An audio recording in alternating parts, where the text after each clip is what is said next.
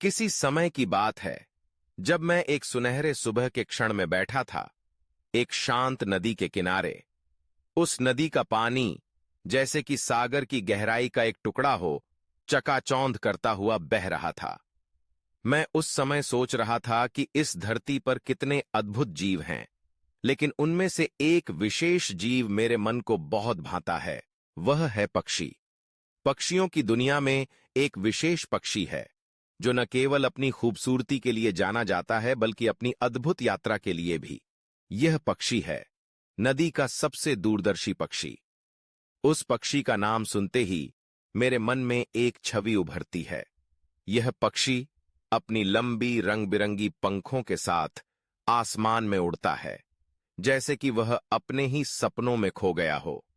उसकी चोंच तेज और नुकीली होती है, जो उसे नदी के पानी में मछलियों को पकड़ने में मदद करती है।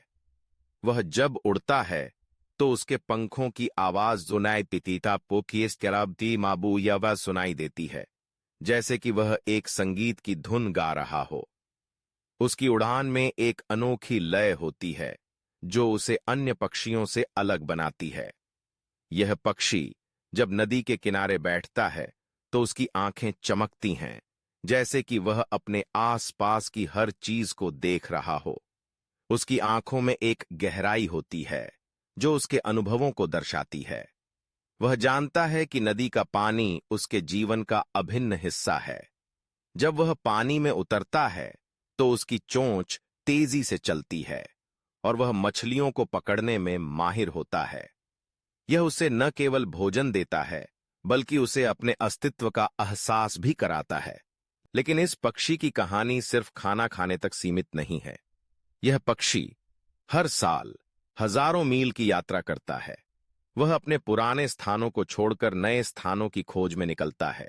यह यात्रा उसके लिए एक चुनौती होती है, लेकिन वह इसे खुशी से स्वीकार करता है।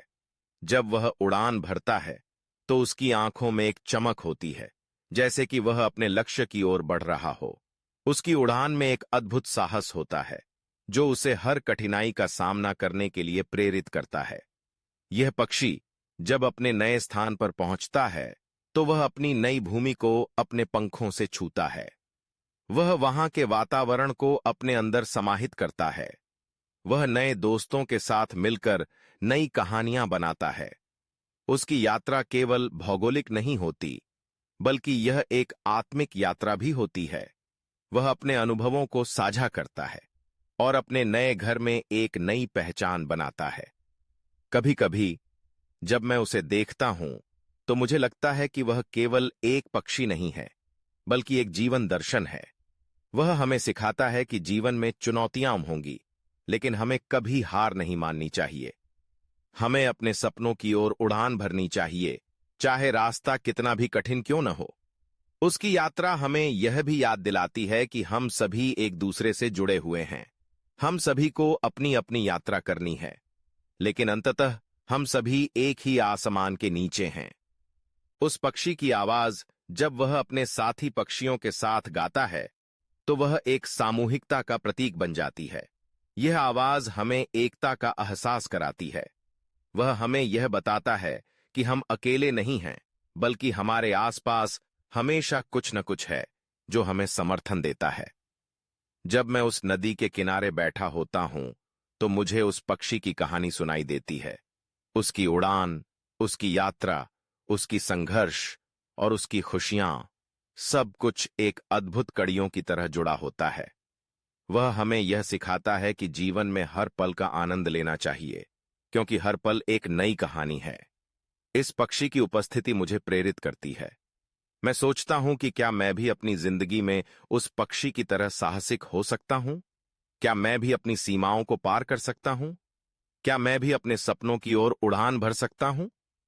ये सवाल मेरे मन में कौंधते हैं और मैं खुद से वादा करता हूं कि मैं अपने जीवन को उस पक्षी की तरह जीने की कोशिश करूंगा। इस तरह यह पक्षी केवल एक जीव नहीं है, बल्कि एक प्रतीक है, साहस, स्वतंत्रता और अनंत संभावनाओं का। उसकी कहानी हमें यह सिखाती है कि हम सभी में एक अद्भुत शक्ति है जो हमें हमारे सपनों की ओर ले जा सकती है।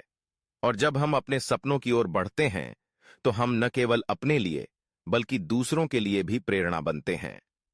इसलिए जब भी मैं उस नदी के किनारे बैठता हूं, मैं उस पक्षी को देखता हूं और उसके साथ अपने सपनों की उड़ान भरता हूं। उसकी कहानी मेरे भीतर एक नई ऊर्जा भर देती है और मैं जानता हूं कि मैं भी अपनी यात्रा पर निकल सकता हूं, अपने सपनों की ओर।